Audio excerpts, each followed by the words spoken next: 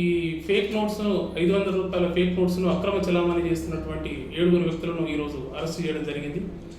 పూర్వాపరాల్లోకి వెళ్ళినట్లయితే గాంధారి పోలీస్ స్టేషన్లో చెద్మత్ తండాలో లక్ష్మమ్మ భోగ్ భండార్ జాతర అని ప్రతి సంవత్సరము సంక్రాంతి దినాలలో అంటే 13, 14, 15 తారీఖులలో ఈ సంవత్సరం జాతర జరిగింది.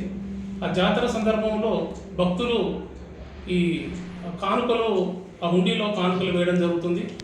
అయితే వచ్చినటువంటి కానుకలు అన్నింటిని కూడా ఈ జాతర తర్వాత వాటిని కౌంట్ చేసి ఆలయ అభివృద్ధి కమిటీకి సంబంధించిన వాళ్ళు ఆ డబ్బులను తక్కువ ఆ తండాకు సంబంధించినటువంటి నీడీ పర్సన్స్కు తక్కువ వడ్డీతోటి డబ్బులు వాళ్ళకు మిత్తికి ఇవ్వడం జరుగుతుంది. అలా తీసుకున్న సందర్భంలో ఎవరైతే డబ్బులు తీసుకుంటారో అప్పుగా తీసుకున్న వాళ్ళ నోట్ల నుంచి 2-3 నోట్లు మాత్రము ఈ 500 రూపాయల నోట్లు ఫేక్ నోట్స్ రావడం జరిగింది.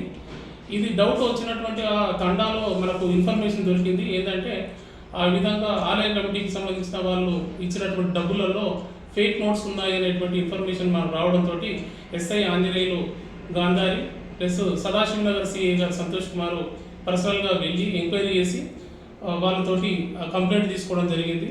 కంప్లైంట్ తీసుకున్న తర్వాత ఈ మన గౌరవ కామారెడ్డి జిల్లా ఎస్పీ మేడం సింధు శర్మ గారి పర్యవేక్షణలో ఈ యొక్క 2 టీంలను ఏర్పాటు చేసి అసలు ఎట్లా ఈ ఫేక్ నోట్స్ ఎక్కడి నుంచి వచ్చాయి, ఈ పూర్వాపరాలు ఏంటి అని మనం కనుక్కొని ఈ సుమారు 7 మందిని అరెస్ట్ చేయడం జరిగింది. ఈరోజు మరో 2 ఖరారులో ఉన్నారు.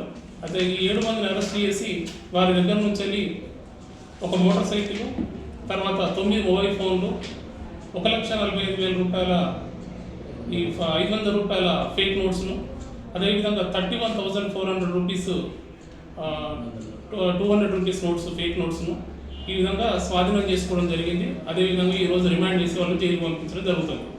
అయితే ముఖ్యంగా ఈ ఫేక్ నోట్స్కు సంబంధించి ప్రతి సంవత్సరము అక్కడ లక్ష్మమ్మ జాతర అని ఈ లబానా సమాజకు సంబంధించినటువంటి ఆరాధ్య దేవత లక్ష్మమ్మ టెంపుల్, ఆ టెంపుల్లో ప్రతి సంవత్సరము ఆలయ వార్షికోత్సవంలో భాగంగా ప్రతి సంవత్సరం 3 రోజుల పాటు అక్కడ జాతర జరుగుతుంది. ఆ జాతరను ఆ యొక్క అందులో హుండీల్లో కానీ హుండీల నుంచి ఆ ఫేక్ నోట్స్ వచ్చాయా లేకుంటే ఆలయ కమిటీకి సంబంధించినటువంటి ఆ పర్సన్స్ ఏమన్నా అందులో ఫేక్ నోట్స్ను అందులో పెట్టారా అనేటువంటి విషయంలో సుదీర్ఘంగా ఇన్వెస్టిగేషన్ చేసిన తర్వాత అందులో మెయిన్ వ్యక్తి గోపాల్ అనేటువంటి క్యాషియర్ ఉన్నాడు. ఆ టెంపుల్కి సంబంధించినటువంటి ఈ 3 గోపాలని, ఆ గోపాలు తర్వాత మాలి రవీందర్ అనే వ్యక్తులు మొదటిసారిగా అందులో 20,000 రూపాయల నోట్లు 500 రూపాయలకు సంబంధించినటువంటి 20,000 రూపీస్ నోట్స్ తీసుకొచ్చి ప్రతి కట్టకు 2 కానీ 3 కానీ నోట్స్ను అందులో ఇన్సర్ట్ చేయడం జరిగింది, ఫేక్ నోట్స్ను. అయితే దీన్ని మనము సాంకేతిక ఆధారాలను బేస్ చేసుకొని అదేవిధంగా మన ఇన్వెస్టిగేషన్లో తర్వాత మనం పూర్తి వివరాలు మనం కనుక్కున్నట్లయితే వాళ్ళ యొక్క ప్రీవియస్ బ్యాక్గ్రౌండ్, వాళ్ళ యొక్క CDR డేటా, ఈ విధంగా CCTV కెమెరా ఫుటేజెస్ ఆధారం చేసుకొని ఈ కేసును చాకచక్యంగా ఇన్వెస్టిగేషన్ చేసినటువంటి ఎస్ఐ ఆంజనేయులు, సిఐ సంతోష్ కుమార్ గారిని మన గౌరవ ఎస్పీ గారు అభినందించడం జరిగింది.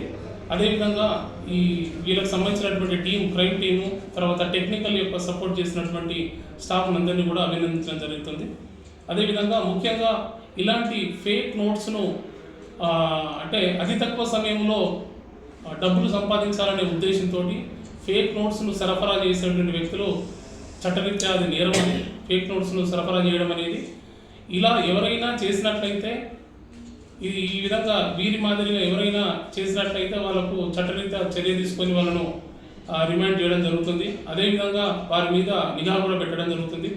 ఇలాంటి సమాచారాన్ని పబ్లిక్ కనుక తెలిసినట్లయితే అట్టి సమాచారాన్ని పోలీసుకు 100 నంబర్ రూపంలో కానీ మరో రకంగా కానీ పోలీస్ స్టేషన్లో ఇన్ఫార్మ్ చేసినట్లయితే వారి యొక్క సమాచారాన్ని గోప్యంగా ఉంచడం జరుగుతుంది. ఎవరైనా హుండీలో వేసి ఉంటారేమో అనేటువంటి ఒక నమ్మకంతో మేము చూడడం జరిగింది. కానీ మా ఇన్వెస్టిగేషన్ తేలింది ఏంటంటే వీళ్ళు కావాలని పెట్టినాయి అందులో అంటే ఒక కట్టలో 2 నోట్లు కానీ 3 నోట్లు కానీ పెట్టడం ద్వారా పెద్దగా తెలిసే అవకాశం లేదని వాళ్ళ అనుమానంతో అట్లా అనుమానం రాకుండా ఆ విధంగా చేయడం జరిగింది.